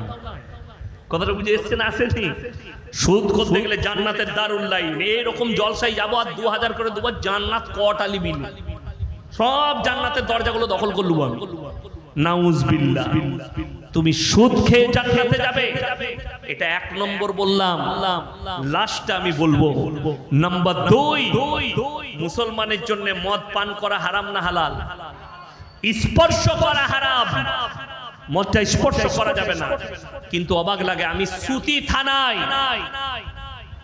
থানায়, ঔরঙ্গাবাদ থানায় আমি প্রমাণ দেবো, মুসলমান মদ পান করছে, মুসলমান মদ বিক্রিও করছে। ঠিক বললাম না ভুল বললাম? চাপেন হাই রোডে, আমি প্রমাণ দেবো। কিন্তু দুঃখটা কোথায় জানেন? আমি পেরিয়ে এলাম পলসন্ডা মোড় হয়ে, তো আজকে আমার সাথে আমার বেলডাঙ্গার একজন বন্ধু এসছেন, ঘড়ির দোকান আছে, বড় ব্যবসায়ী। হ্যাঁ, তো আমার সাথে বললো গাড়িতে যাবো। আমি বললাম চলুন। মনসুর ভাই নাম, এসছেন, উনি ভেতরে আছেন। তো আমি বললাম আপনাকে একটা আশ্চর্য হোটেলে ঢুকাবো, ওটার নাম হচ্ছে পাপ্পুদা ধাবা। সেখানে 3টে বোর্ড লাগানো আছে, মদ পান করা নিষেধ, মদ বিক্রি নিষেধ, নো স্মোকিং, এখানে ধূমপান করা নিষেধ। আর বোর্ডটা সে লেখেনি, প্রশাসনিক বোর্ড দিয়ে আছে, সেই থানার তরফ থেকে বোর্ডটা দিয়েছে, প্রশাসনিক বোর্ড। অথচ তারা পাঞ্জাবি, তারা কি বললো জানেন? বলে আরে यार हम जहां कारोबार कर रहे हैं यहाँ पे तो 80% मुसलमान हैं और हमारा कस्टमर 80% मुसलमान, और हम जानते हैं आपके धर्म में, इस्लाम में मद दारू पीना तो दूर, दारू को छूना भी हराम है। সে অমুসলিম আপনার ধর্মকে রেসপেক্ট করে, যে আমার হোটেলে যেন মুসলমান কাস্টমার আসে, আর মুসলমানদের জন্য মদ হারাম, তাই আমার এই ব্যবসা করা যাবে না। তা না হলে তাদেরকে আজকে বললে আজকে লাইসেন্স দিয়ে দিবে সরকার। আমার বন্ধুগণ, অথচ আমি দেখিয়ে দেবো হাই রোডে চাপেন, ওমরপুর পর্যন্ত, বাই টু বহরমপুর পর্যন্ত, আর এই দিকে চলুন ফারাক্কা পর্যন্ত, মুসলমানের ছেলে হারামখোর হোটেল খুলেছে, মদ খাচ্ছে, মদ বিক্রিও করছে হারাম জেনে। নাম্বার 3, লটারির টিকিট হারাম না হালাল? হারাম হারাম। আপনি আমার সঙ্গে সুতি বাজারে চলুন, ঔরঙ্গাবাদে চলুন, হুলিয়ানে চলুন, যে মোড়টাই যাবেন আপ টু কলকাতা পর্যন্ত আমি দেখিয়ে দেবো মুসলমান ছেলে লটারি বিক্রি করছে, মুসলমান ছেলে লটারি কাটছে। কেন ছাড়েনি? এ জানে আমি দান করে জান্নাতে যাব, এ জানে আমি যত পাপ করি হুজুর দোয়া করে জান্নাতে দিবে। তোর হুজুরও মার খাবে আর তুইও খাবি, রেডি থাক। আমি যার তার দলিল দেবো না, বাপের গল্প বলিনি। আমি যার দলিল দেবো আপনার চোখ দিয়ে পানি আসবে। তিনি হচ্ছেন পৃথিবীর আদি থেকে অন্ত পর্যন্ত সৃষ্টির শ্রেষ্ঠ হযরত মুহাম্মদ মুস্তাফা। সকলে বলুন সাল্লাল্লাহু আলাইহি ওয়াসাল্লাম। নবীজির থেকে দামি লোক পৃথিবীতে কেউ এসছে আর কেউ আসবে কিয়ামত পর্যন্ত? কেউ আসবে না। আমি সেই নবীর কথা বলছি। দলিল শুনেলেন আল্লাহ রাসূলের কাছে, খবর এলো ইয়া রাসূলুল্লাহ আপনার চাচা যান মৃত্যুর শয্যায় শুয়ে আছেন, তিনি মারা যাবেন, তিনি মারা যাবেন, দাকামদানি চলছে। নবীজি ছুটলেন আর চাচাকে বললেন, চাচা গো আমি মুহাম্মদ আল্লাহর নবী, তুমি একবার খালি কলমাটা পড়ে নাও, আমি আল্লাহর কাছে কেঁদে কেঁদে তোমার জন্য ক্ষমা চাইব। আল্লাহ নবী চাচার উত্তর এলো, আমি যদি বার্ধক্যে কলমা পড়ি লোকে বলবে মৃত্যু ভয়ে কলমা পড়েছে, অর্থাৎ আমি কলমা পড়তে পারবো। আমার আল্লাহ কোরআনের আয়াত পাঠিয়েছেন, ইন্নাকা লা তাহদি মান আহবাবতা ওয়ালাকিন্নাল্লাহা ইয়াহদি মান ইয়াশা। হে আমার নবী, হিদায়েতের দপ্তর আমার আল্লাহর হাতে, হিদায়েত আমার হাতে। তুমি বললেই হিদায়েত পাবে না, আমার ইচ্ছা নেই তোমার চাচা কলমা পড়তে পারবে না। নবীজি সাল্লাল্লাহু আলাইহি ওয়াসাল্লামের চাচা যান চলে গেলেন দুনিয়া ছেড়ে, চোখেতে পানি। নবীজি চাচা চলে যাওয়ার পরে নবী আল্লাহকে কি বললেন জানেন? নবীজি, ওগো আল্লাহ তুমি আমাকে যতদিন না নিষেধ করবে আমি আমার চাচার জন্য কেঁদে কেঁদে ক্ষমা চাইব। নবীজি চাচা চলে গেছেন, আল্লাহর কাছে ক্ষমা চাইছেন, আল্লাহ গো আমার চাচাকে ক্ষমা করে দাও। এটা আমার হিতাকাঙ্ক্ষী চাচা। আল্লাহ তাআলা জিবরিল আমিনকে পাঠালেন কোরআনের আয়াত নিয়ে। কি বলে? মা কানা লিন নাবিয়্যি ওয়াল্লাযীনা আমানু আইয়াস্তাগফিরু লিল মুশরিকিন ওয়ালাউ কানু উলি কুরবা। হে আমার নবী এবং মুমিন, তোমরা দুজন শোনো, যারা মুশরিক হয়ে বদদিন হয়ে মারা গেছে, বেঈমান কাফের হয়ে মারা গেছে, তাদের জন্য দোয়া করতে পাবে না যদিও তারা নিকটতম আত্মীয়। নবীজির হাত নেমে গেল। আর আপনি ভাবছেন আপনার বাপ তাহাজ্জুদ গুজার, আপনার বাপ হাজী সাহেব, আমার বাপ পরেজগার, আমার মা তাহাজ্জুদ গুজার, আর আমি মদের ভাঁটিতে জীবন কাটাবো, আমি গাঁজার ভাঁটিতে জীবন কাটাবো, আমি আমার জীবনটা হারামের উপরে অতিবাহিত করব, সুদের উপরে। আমার মা তো নামাজি, আমার স্ত্রী তো নামাজি, জান্নাতে পাঠিয়ে দেবে, আমার বাপ দোয়া করবে। আরে মূর্খ, নবীজি নিজের চাচাকে কলমা পড়াতে পারেননি, নিজের চাচার জন্য দোয়া করা আল্লাহ নিষেধ করেছেন। এটা তো একটা বললাম। দ্বিতীয় নম্বর, পৃথিবীর বুকে যতগুলো নবী পয়গম্বর আল্লাহ পাঠিয়েছেন, সব থেকে বেশি যিনি দাওয়াতের মেহনত করেছেন, তাবলীগ করেছেন, তার নাম হচ্ছে হযরতে নূহ নবী। তারপরেও মুষ্টিগত লোক ঈমান এনেছে, মুষ্টিগত লোক, কিছু লোক ঈমান এনেছে। দুঃখের বিষয়, বেদনার বিষয় আমার ভাই, এই মুষ্টিগত লোক যখন ঈমান এনেছে, তার নিজের সন্তান কিনান, তার পরিবার, তার গোত্রের মানুষ, তারা বললে শোনো, তোমার আল্লাহকে আমরা বিশ্বাস করব না। নূহ নবী বিনীত অনুরোধ চালালেন, আমি বিনীত অনুরোধ করছি, হে আমার সম্প্রদায়, হে আমার সন্তান, তোমরা আমার আল্লাহকে বিশ্বাস করো, নাহলে আল্লাহ তোমাদেরকে কঠিন আযাবে মুবতালা করবে। তার সন্তান কিনান বলে, তোমার আল্লাহ কি আযাব দিতে পারে? বলে, আমার আল্লাহ মুষলধারার বৃষ্টি দিয়ে তোমাদেরকে বন্যায় ডুবিয়ে দেবে। সঙ্গে সঙ্গে চ্যালেঞ্জ ছুড়ল আল্লাহকে, কে? তার ছেলে কেনান। তোমার আল্লাহকে বলে দাও, তোমার আল্লাহ যদি বন্যা দেয়, এমন উঁচু জায়গায় চেপে যাব যেখানে তোমার আল্লাহর পানি পৌঁছাবে না। বলুন নাউজুবিল্লাহ। এত বড় চ্যালেঞ্জ। আল্লাহ বললেন, হে আমার নূহ, তুমি যে নৌকা তৈরি করেছো, যেটা আমি হুকুম দিয়েছি, নৌকায় চেপে যাও। যারা বিশ্বাস এনেছে তাদেরকে নাও, জোড়া জোড়া জীব জন্তু পশু পক্ষী নিয়ে নাও। এরপরে আমার আযাবের জন্য ইন্তজার করো। মসুল ধারার বৃষ্টি।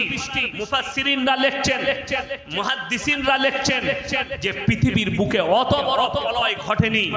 সমুদ্রের পানিকে আল্লাহ মিনিমাম 1200 থেকে 1250 ফুট উপরে তুলে দিয়েছিলেন। গোটা পৃথিবী ডুবে গেছে। নূহ নবী নৌকার উপরে, তার কম মারা যাচ্ছে, চোখেতে দেখতে পাচ্ছেন আমার সন্তান কিনান যেন ডুবে মারা যাচ্ছে। নূহ নবী থাকতে না পেরে আল্লাহর কাছে কি দোয়া করলেন জানেন? লা আসিমাল ইয়াউমা মিন আমরিল্লাহ, ওগো আল্লাহ, এটা আমার ওরসজাত পুত্র, তুমি একে রক্ষা করো। আমার আল্লাহ উত্তর দিলেন, লামিনাল খাসিরিন, যে আমাকে মানেনি, আমার নবীকে মানেনি, আমার দ্বীনকে মানেনি, তার জন্য দোয়া চাইতে পাবে না। যদি তুমি আর একবার দোয়া চাও, তোমাকেও আমি আল্লাহ ক্ষতিগ্রস্তদের মধ্যে ফেলে দেব। নবী পয়গম্বর নিজের রক্তের সম্পর্কের সন্তান হাবুডুবু খেয়ে মারা যাচ্ছে। আল্লাহ নিষেধ করলেন আর দ্বিতীয়বার দোয়া করবে না, তা না হলে তোমার নৌকা সমেত আমি পানিতে ডুবিয়ে দেব। নূহ নবীর দোয়া বন্ধ হয়ে গেল সন্তানের জন্য। আর নিজের চোখেতে নিজের সন্তানের মৃত্যুর তাণ্ডবটা দেখেছেন আমার আল্লাহ কিভাবে তাকে মৃত্যু দিয়েছে। আর তুমি বলছো তোমার ছেলে মদের ভাটিতে জীবন কাটিয়ে মারা যাবে, তুমি দান করে জান্নাতে দেবে। তোমার ছেলে মদের ভাটিতে জীবন কাটিয়ে জীবনে মসজিদে পা রেখেনি। আপনারা ইমানদারির সঙ্গে বলুন তো, 5 ওয়াক্তের নামাজ ফরজ না ফরজ নয়? ফরজ। এখন যদি পশ্চিম বাংলায় সমীক্ষা করা হয়, 100টার মধ্যে 90টা মুসলমান বেনামাজি। ঠিক বললাম না ভুল বললাম? আমি পশ্চিম বাংলার কথা বললাম, 90টা বেনামাজি। অথচ তাদের মধ্যে একদল এমন আছে, সকালবেলায় আপনি ধুলিয়ানে পাবেন, সকালবেলায় আপনি চায়ের দোকানে পাবেন, নামাজি দিকে দেখলে কি বলে জানেন? দাড়ি টুপিওয়ালা দিকে, আমি নামাজ না পড়তে পারি কিন্তু ইমানটা আমারই ভালো আছে। এই মাল আছে না নাই? গাদা আছে। আমাদের দেশে জানেন কিছু লোক আছে মদ খেলে বিরাট ইমানদার হয়ে যায়, মাতাল ইমানদার হয় না। আপনারা কিছুই জানেন। আমাদের গ্রামে একজন মাতাল আছে, তো আমার আব্বাজানকে বড় ভাই বলে। তো সে এমনি কথা বলে না, কিন্তু যেদিনে মদ খেয়ে নেয়, আজ আমি মোটামুটি আমার বয়স ধরেলেন এই 38 হতে চললো। আমার যেদিন থেকে জ্ঞান হয়েছে সেদিন থেকে দেখছি আবার মদ খাই, তো আবার আমার আব্বাকে বলে, বড় ভাই ইনশাআল্লাহ কাল থেকে আর নামাজ ছাড়বো না। কিন্তু আজও মাল নামাজ ধরে না। কি বুঝলে? এই ধুলিয়ানে দেখবেন একটা চায়ের দোকান আছে, সারা রাত খোলা থাকে, বক্তারা দাঁড়ায়, আমিও দাঁড়াই। 2-3-4টা ভাই আছে দোকান চালায়, এখন ভেঙে গেছে সামনে। তো ওখানে আমি প্রায় দাঁড়াই। একদিন রাতে দাঁড়িয়েছি, 4-5টা মুসলিমদের ছেলে, এই এলাকার হবে ধুলিয়ান এলাকা মুসলিমদের, একজন ফুল মাতাল মদ খেয়ে নিয়েছে। সে এসে হারাম করে আমাকে জড়িয়ে ধরল। এত কাঁদছে কেন মালটা? তারপরে গন্ধ শুনে বুঝতে পারলাম তোবা তোবা, ই তো মদ খেয়ে আমাকে নাপাক করে দিলে। কি বুঝলে? আমি বাড়িতে ঢুকি, আগে জামাগুলো কাপড়গুলো খুলে গোসলখানায় ফেললাম। আমার স্ত্রী বলছে, গোসলখানায় ফেলছেন কেন? আমি না, তুমি আর বলো না, একজন বিরাট আল্লাহওয়ালা লোক আমাকে জড়িয়ে ধরেছে মাথা। কি বলবো? সে কি বলছে জানেন? আমাকে একটু ফুক দিতে, আমি যেন কাল থেকে 5 ওয়াক্তে নামাজ। আমি তুই জীবনে হবি না, এটা তো নেশাই বলছে আমি কাল থেকে নামাজি হব। আমি বললাম, আল্লাহ তোমাদেরকে হিদায়াত দেয় এই মদের দ্বারা। এরপর এর পরিবার, এর সবাই কি জানেন? ই কিভাবে আমার মা নামাজি, আমার বাপ নামাজি, আমার পরিবার নামাজি, আমার স্ত্রী নামাজি, এরাই দোয়া করলে আমি জান্নাতে যাব। আর মরে যাওয়ার পরে ওই জন্য তো দুঃখ লাগে। আমার এলাকার ছেলেরা, বর্ধমানের ছেলেরা লড়ি চালায়, বীরভূমের ছেলেরা পাথরের লড়ি চালায়। শুনতে পেলাম কি হয়েছে, বলে ডানকুনির কাছে হাই রোডে অ্যাক্সিডেন্ট করে মারা গেছে, স্পট ডেড। কি চালাচ্ছিল? লড়ি। তার বাড়িতে গিয়ে চেয়ারে বসলাম, বেচারা মারা গেছে, দুঃখ প্রকাশ। একজনকে জিজ্ঞেস করলাম, শোনো ভাই, ঘুমিয়ে গিয়েছিল দিয়ে অ্যাক্সিডেন্ট হয়েছে? বিশ্বাস করুন কষ্টটা কখন লাগলো জানেন? যখন বলছে না হুজুর 3 বোতল 4 বোতল মদ চেলে টাল হয়ে গিয়ে গাড়ি চালাচ্ছে, কত কষ্ট লাগে। সেই ব্যক্তির জানাজার নামাজ, সেই ব্যক্তির জন্য দোয়া, সেই ব্যক্তির কবর জিয়ারত, সেই ব্যক্তি চলে গেছে, তার পরিবার তার নামে দান করছে। আল্লাহ রাসূল সাল্লাল্লাহু আলাইহি সাল্লামের হাদিস, যার নামাজ নেই তার মধ্যে ইসলাম নেই। অথচ 90% মুসলমান নামাজ পড়ে না। তাদের মধ্যে এক শ্রেণী, তারা গর্ব করে বলছে নামাজ না পড়তে পারি আমাদের ঈমানটাই ঠিক আছে। এই ব্যক্তি যদি আমার জালসা শুনছেন, তাদের কানে পৌঁছাচ্ছে, তাদেরকে অনুরোধ করে বলছি ভালো করে শুনবেন। কিয়ামতের দিনে দুটো রাস্তা, একটা জান্নাতের, একটা জাহান্নামের। জান্নাতীরা জান্নাতের রাস্তায় যাবে, জাহান্নামীরা জাহান্নামের রাস্তায়। আমার আল্লাহ কোরআনে বললেন, জান্নাতীরা তাদেরকে দাঁড় করাবে কি বলে? ফি জান্নাতি ইয়াতাসাআলুনা আনিল মুজরিমিনা মা সালাকাকুম ফি সাকার। এই জাহান্নামী ভাইরা দাঁড়াও, দাঁড়াও। তোমরা বলতে আমরা ভালো লোক, তোমরা বলতে আমরা ঈমানদার, আজকে কেন তোমরা সাকার নামক জাহান্নামে যাচ্ছ? আমার বন্ধুগণ, আমার ভাই, যারা নামাজ পড়েন না, যারা বেনামাজি, তারা শুনেন কি উত্তর দিবে জানেন? প্রথম উত্তর,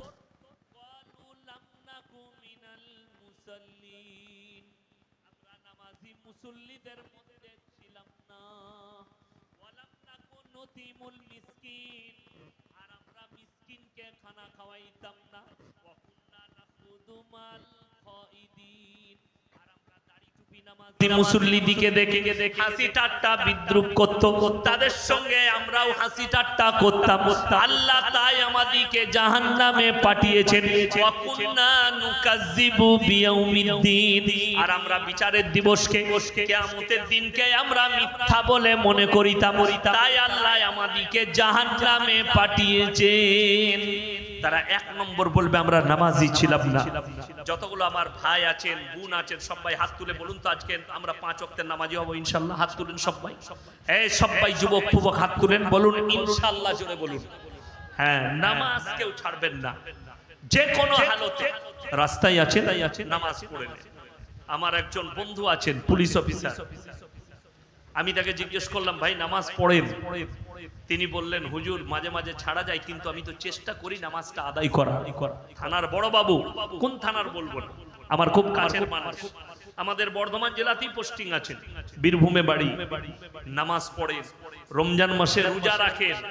আমি রমজান মাসে তিনি ফোন করে ডাকেন, যাকাতের পয়সা দেয় আমাকে, আমাদের মাদ্রাসার জন্য। আমার ভাই, আপনাদেরকে অনুরোধ করে বলছি নামাজ জিন্দেগিতে ছাড়বেন না। নামাজ কেমন জিনিস, কেমন ইবাদত আল্লাহ রেখেছেন। ইন্নাস সালাতা তানহা আনিল ফাহশাই ওয়াল মুনকার, নিশ্চয় নামাজ এমন একটা ইবাদত, মানুষ যখন যদি নামাজি হয় তাকে অশ্লীল কাজ থেকে সরিয়ে নামাজ তাদেরকে ভালো কাজের দিকে নিয়ে যায়। আমার বন্ধুগণ, ওই জন্য অনুরোধ করছি কোন ভাই নামাজ ছাড়বেন না। 1 নম্বর শিরকের পাপ। 2 নম্বর, ওয়ালা তাকতুলু আওলাদাকুম খাশিয়াতা ইমলাক নাহনু নারযুকুকুম ওয়া ইয়্যাহুম। আল্লাহর কাছে নিকৃষ্ট পাপের মধ্যে 2 নম্বর পাপ, যারা রুজির মালিক আল্লাহকে বিশ্বাস করে না, আর পেটের বাচ্চাকে যারা হত্যা করে, সন্তানকে কিসের ভয়ে? আমি ছেলেকে কি করে মানুষ করব, আমার সন্তান কি করে মানুষ হবে, এই ভয়ে যারা পেটের বাচ্চাকে হত্যা করে। সকলে বলুন রুজির মালিককে? একমাত্র আল্লাহ। এইটা যাদের বিশ্বাস নেই, তাদেরকে একটা কথা মারাত্মক ভাবে মাথায় রাখতে হবে। আমি আজকে দলিল দিয়ে যাচ্ছি, শিক্ষিত জ্ঞানী গুণী ব্যক্তি আপনারা শুনে যান। আমরা সকালবেলায় উঠে যদি রান্না বান্না না করি, আমাদের স্ত্রী যদি আমরা বাজার করে এনে দিই, আর স্ত্রী যদি রান্না বান্না না করে, খাবার পাবেন তো? খাবার পাওয়া যাবে? যাবে না। আল্লাহ তাআলা পৃথিবীর যতগুলো মাখলুক আছে, যতগুলো সৃষ্টি আছে, একমাত্র মানুষই এমন একটা সৃষ্টি যাকে ইনকাম করতে হয়, পরিশ্রম করে খাবার খেতে হয়। সকালবেলায় ফজরের নামাজ পড়ে উঠে গাছের গোড়ায় বসে একবার গাছের দিকে তাকিয়ে দেখেন একটা পাখি, তাকে পরিশ্রম করতে হয় না, বিনা পরিশ্রমে রুজি দান করছে। আরো একটু আগে চলুন, পৃথিবীর বিজ্ঞান বলছে, বৈজ্ঞানিকরা বলছে সমুদ্রের তলে 3 ভাগ প্রাণী আছে, 1 ভাগ স্থলে। সমুদ্রের তলে যতগুলো প্রাণী আছে সব থেকে বড় প্রাণীর নাম হচ্ছে নীল তিমি। 24 ঘন্টার ভেতরে বিজ্ঞান বলছে 100 কুইন্টাল খাবার খায়। কে রুজি দান করে? আমার আল্লাহ। 3 ভাগ প্রাণীকে আমার আল্লাহ রুজি দান করে। স্থলে যতগুলো প্রাণী আছে সকলকে আমার আল্লাহ রুজি দান করে। জঙ্গলের একটা হাতি 24 ঘন্টার ভেতরে 10 কুইন্টাল খাবার খায়, 1 টন খাবার খায়। আমি আল্লাহ রুজি দান করি। গোটা পৃথিবীর ছোট থেকে ছোট একটা পিঁপড়ে থেকে পিঁপড়ে সকলের রুজির মালিক সকলে বলুন কে? আল্লাহ। তাইলে মানুষের কেন বিশ্বাস হয় না আমার পেটের, আমার স্ত্রীর পেটে যে জন্ম নিবে তার রুজির মালিক সকলে বলুন কে? আল্লাহ। আচ্ছা বলুন তো, কোন ব্যক্তি ধরে নেন 250 গ্রাম 500 চালের ভাত খায়, তার 2টো বেটা হয়েছে, দিয়ে সেই বেটাগুলো অর্ধেক খেয়ে নেয়? সে অতটাই খায়। তারা যেটা খাচ্ছে নিজের মাপা রুজিতে খাচ্ছে। ওই জন্য প্রত্যেকটা ডাক্তারখানায়, ওষুধ দোকানে, ডাক্তার গাইনিক ডাক্তারের চেম্বারে লেখা থাকে এখানে ভ্রূণ নষ্ট করা হয় না, পেটের বাচ্চা হত্যা করা হয় না, দণ্ডনীয় অপরাধ। আপনি অবাক হবেন, অনেক মুসলমান, আমাদের কিছু হাতুড়ে ডাক্তার আছে গ্রামগঞ্জে, মানুষ গিয়ে তাদেরকে বলে ভাই আমার বইয়ের পেটে না ভুল করে ছেলে চলে এসছে, ওষুধ দাও না, নষ্ট করে দেবো। আমি একটু আগে শোনালাম কোন পৃথিবীর মানুষকে, নিরীহ মানুষকে কেউ যদি হত্যা করে মানব জাতিকে হত্যা করার সমান, গোটা মানব জাতিকে হত্যা করা হবে। আল্লাহ নিষেধ করেছেন। আর তুমি তোমার সন্তানকে হত্যা করবে, আমার আল্লাহ ছেড়ে দিবে? অনেকজন মনে করে রক্ত পানি হয়ে নেমে গেল, রক্ত চেম্বারে চলে গেল, নদ নদী নালায় চলে গেল। পৃথিবীর কেউ জানে না, কেউ দেখতে পাইনি, আমার ইমাম জানে না, আমার পরিবার জানে না, শুধুমাত্র আমরা স্বামী স্ত্রী। তারা কান খুলে শুনেলেন, বাড়িতে মানে কোরআন থাকলে খুলবেন, সূরা আল ইমরান প্রথম পৃষ্ঠা, ইন্নাল্লাহা লা ইয়াখফা আলাইহি শাইউন ফিল আরদি ওয়ালা ফিস সামা। আসমান আর জমিনের মধ্যে যা কিছু আছে কোন জিনিসটা আমার আল্লাহর কাছে গোপন নেই। আমার বন্ধুগণ, আমার ভাই, আগে চলুন। আল্লাহ রাসূল সাল্লাল্লাহু আলাইহি সাল্লামকে 1400 বছর আগে বেঈমান আর কাফেররা এই প্রশ্নই করেছে, হে আল্লাহর নবী, আপনি মানুষকে বলছেন আল্লাহ কিয়ামতের দিনে আবার দাঁড় করাবেন, কেমন করে দাঁড় করাবে? আমরা মাটির সাথে মিশে যাই, কেউ আমরা পানির সাথে মিশে যাই, ছাই হয়ে উড়ে যাই, আল্লাহ কেমন করে দাঁড় করাবেন? আমার আল্লাহ রাব্বুল আলামিন সঙ্গে সঙ্গে কোরআনে কসম খেলেন, জিবরিল আমিনকে পাঠালেন, লা উকসিমু বিয়াউমিল কিয়ামা, আমি আল্লাহ কসম খাচ্ছি কিয়ামতের দিনের, ওয়ালা উকসিমু বিন-নাফসিল লাওয়ামা, আর আমি কসম খাচ্ছি ওই সমস্ত আত্মার, আয়াহসাবুল ইনসানু আল্লান নাজমা ইদামা ওয়ালা কাদিরিনা আলা নুসাউবিয়া বানানা বাল ইউরিদুল ইনসানু লিয়াফজুরা আমামা। হে আমার নবী বলে দাও, পৃথিবীর মানুষকে বলে দাও, যারা বলছে আল্লাহ কেমন করে মানুষকে দাঁড় করাবে, তাদেরকে শুনিয়ে দাও, মানুষের শুধু আকৃতি নয়, হাত পা নাক কান গলা নয়, তাদের হাতেতে আঙ্গুলেতে যে লাকির গুলো দাগ গুলো আছে, আমি এইভাবেই পরিপূর্ণ করে দাঁড় করাতে সক্ষম। ইমাম বুখারী রাহমাতুল্লাহ আলাইহি বুখারী শরীফের ব্যাখ্যা এনেছে যে যারা নিজের সন্তানকে কতল করেছে, মায়েরা শুনেন, ভাইয়েরা, তারা যেন আল্লাহর কাছে ক্ষমা চাইবে। ক্ষমার এখতিয়ার একমাত্র আল্লাহর হাতে, তবে ক্ষমার রাস্তা শরীয়তে নয়। যেহেতু তুমি নিরীহ একটা বাচ্চাকে হত্যা করেছো, এইগুলোকে আল্লাহ দাঁড় করাবেন, আর তারাই সাক্ষী দিবে, আল্লাহ পাপিষ্ট মা বাপ যারা মায়ের গর্ভে আমাকে হত্যা করেছে, তারা সাক্ষী দেবে। সেই দিনে তোমার জন্য জাহান্নাম ছাড়া আর কোনো রাস্তা থাকবে না। নাম্বার 3, আল্লাহর কাছে নিকৃষ্ট পাপ, ওয়ালা তাকরাবুজ জিনা ইন্নাহু কানা ফাহিশা ওয়া সাআ সাবিলা। ব্যভিচার করা তো অনেক দূরের কথা, যে রাস্তায় ব্যভিচার হয় সেই রাস্তার ধারে পাশে যাতায়াত করো।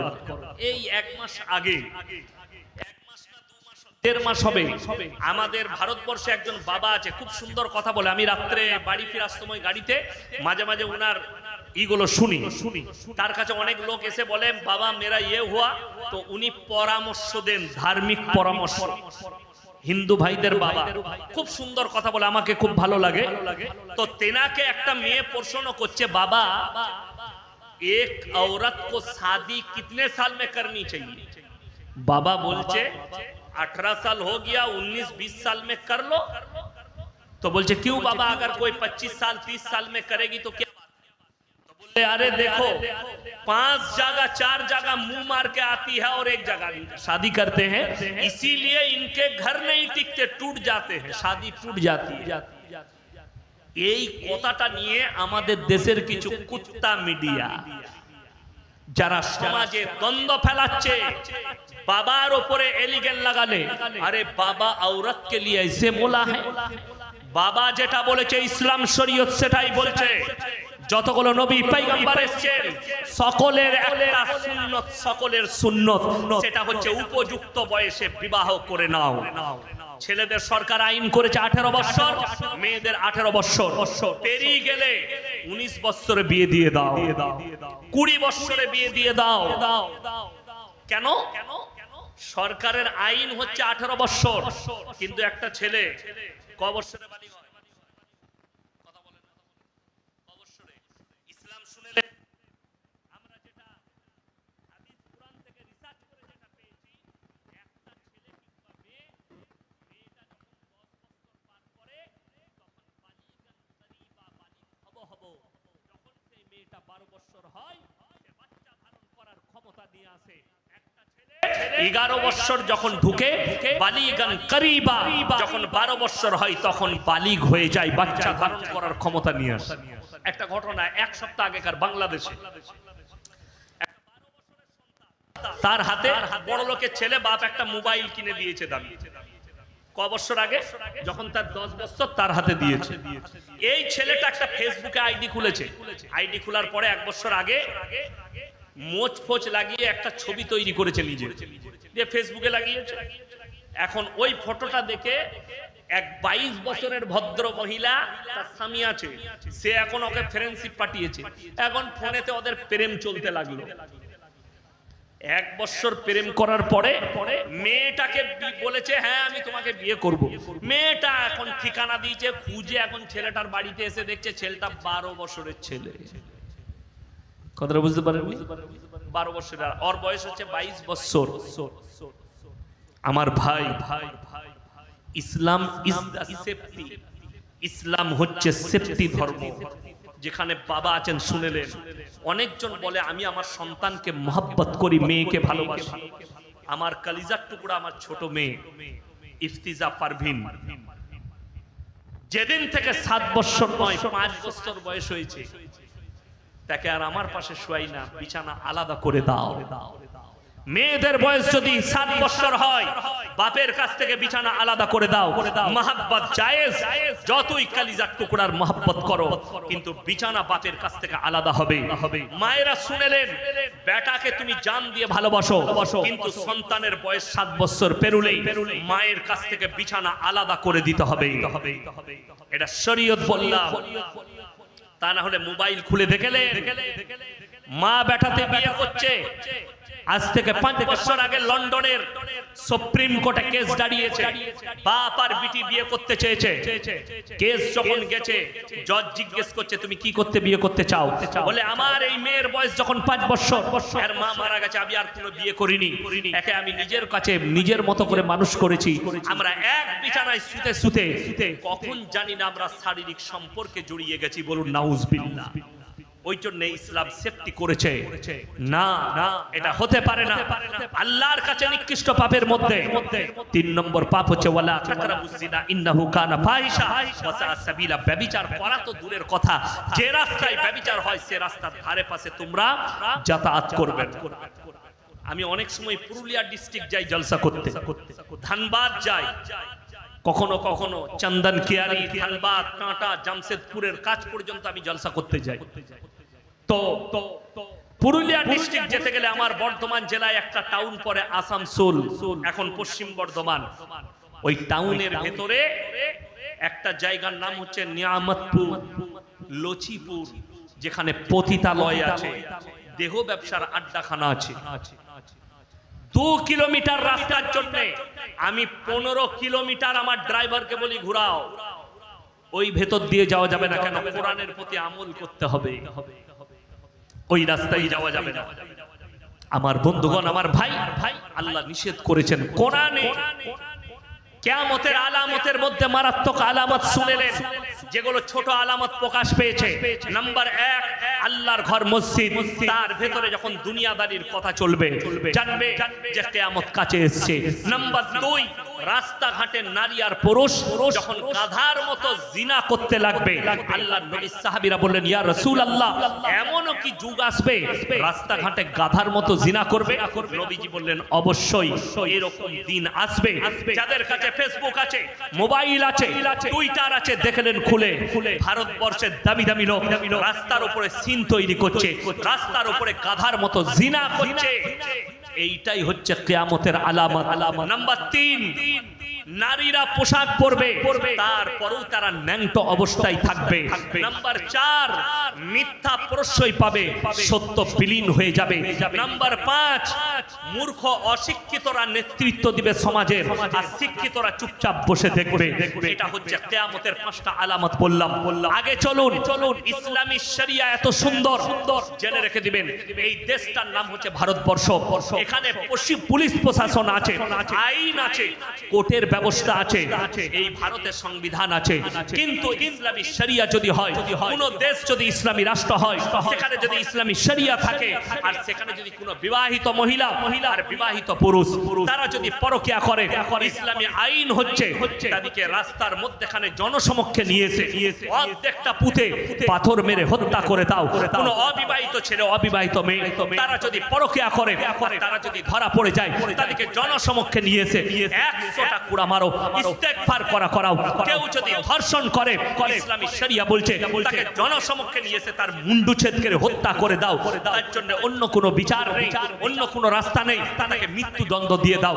ইমাম বুখারী রাহমাতুল্লাহ আলাইহি, আমার মায়েরা ভালো করে শুনবেন, ইমাম বুখারী রাহমাতুল্লাহ আলাইহি বুখারী শরীফের ব্যাখ্যা আনতে গিয়ে লিখলেন যে ওই মহিলাটাকেও ইসলামী শরীয়তে হত্যা করে দিতে হবে যে মেয়েটা বেপরদা ভাবে নিজের পেট পিট বার করে বাজারে ঘাটে নিজের যৌবন দেখিয়ে পর পুরুষকে উত্তেজিত করবে।